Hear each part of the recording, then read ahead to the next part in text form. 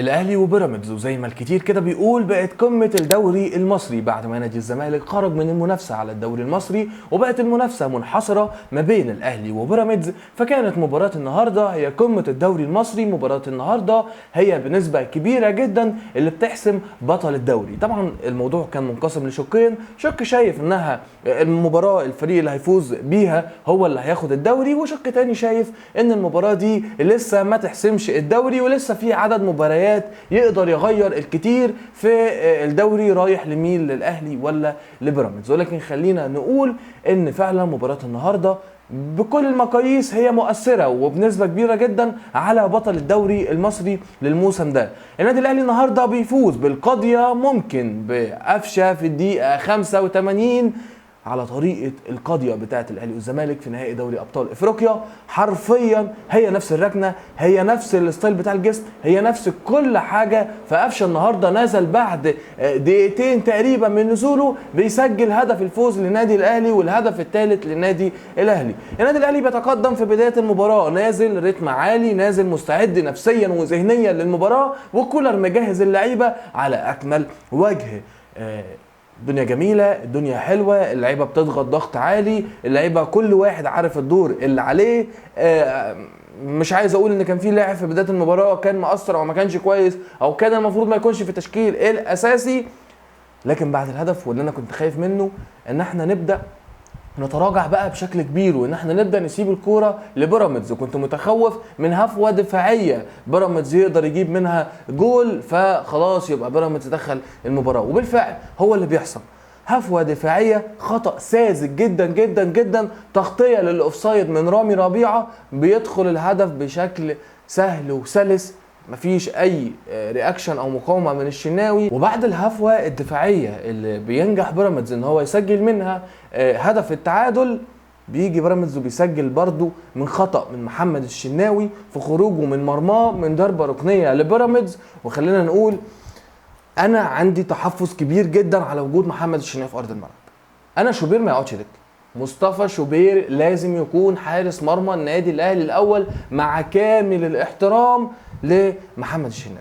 لا، شوبير لازم يكون هو المتواجد. يعني تقريبا حتى على الرغم من خروجه الخاطئ، اما الكوره اتلعبت من راس مدافع بيراميدز، شوبير صد واحده زيها المباراه اللي فاتت على مرتين. اتشطت عليه اول مره صدها، اتشطت عليه ثاني مره صدها في نفس الهجمه. شوبير ما بيطلعش بالشكل ده.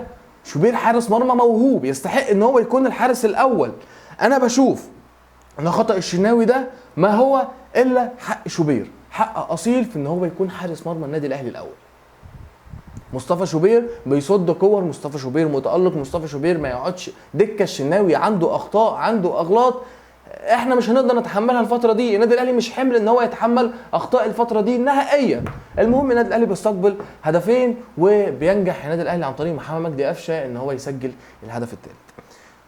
اولا عندي تحفظ على الشناوي زي ما قلت، ما ينفعش يكون هو حارس مرمى النادي الاهلي الاول. شوبير يستحق ان هو يكون حارس مرمى النادي الاهلي الاول بلا ادنى شك وبلا ادنى نزاع، ما فيهاش كلام ولا فيها تلت التلاته كام. اي مباراه شوبير مش هيشارك فيها في المباريات الجايه، يستحق اي حاجه تحصل بالنسبه لحراسه المرمى.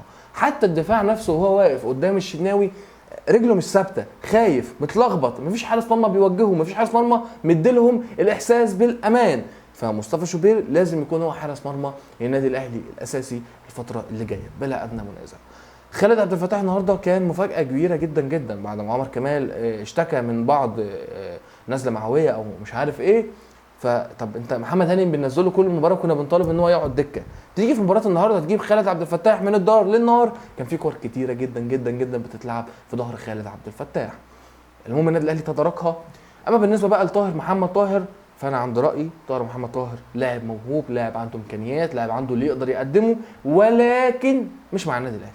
طاهر محمد طاهر مش لاعب النادي الاهلي، ما كانش يستحق ان هو يكون موجود اساسي في مباراه النهارده، ما كانش يستحق ان هو ياخد بنتكلم تقريبا على شوط ونص من مباراه النهارده. لا، ما كانش يستحق طاهر محمد طاهر. رضا سليم يستحق ياخد فرصه كهربا اللي مش فاهم ايه اللي حصل بينه وبين كولر لدرجه ان هو يستبعده بكل المباريات دي، ان هو يجيبه من لاعب هداف النادي الاهلي في كل البطولات حرفيا لان هو ما يكونش موجود في السكور. ليه؟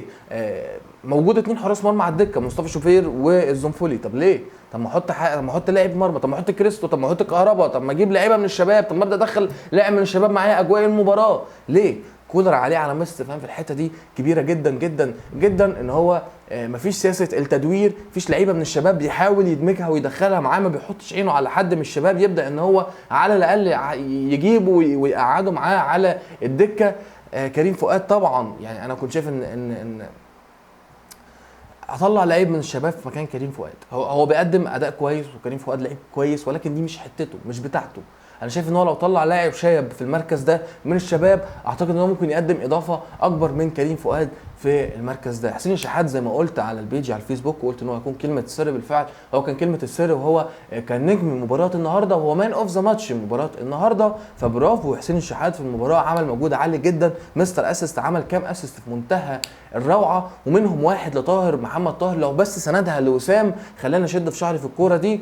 ودي من اهم الاسباب اللي انا بقول عليها ان دي الكوره ما ينفعش انت كلاعب في النادي الاهلي ما تقدرش تعمل حاجه في الكوره دي. ما تقدرش الكوره تنزل كده انت مش عارف، ما عرفتش حتى تستلمها ونزلت عملت بند وراحت لحارس مرمى بيراميدز. فكولر خلينا اقول ان هو بنسبه 80% او 75% تعامل مع مباراه النهارده بشكل جيد، وكان جاهز ليها، وكان بيلعب بذكاء اكتر من انه بيلعب على القوه البدنيه. امام عاشور ما ظهرش النهارده في مباراه النهارده كتير، ولما نزل قفشه في مركزه كان تبديل اتاخر، وبنشوف الروح الحلوه اللي ما بينهم ان هو يشيل قفشه بعد نهايه المباراه ويحتفل بيه اول ما جاب جول ويحتفل بيه، فروح جميله جدا جدا ما بين اللعيبه، وخروج طاهر ونزول رضا سليم نشط شويه في اخر 10 دقائق في المباراه.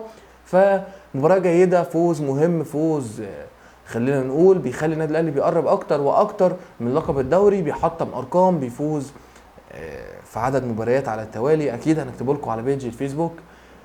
ومليون مبروك للنادي الاهلي وجمهوره فوزه على بيراميدز بنتيجه 3-2. كنت معاكم احمد حبيبه، سلام.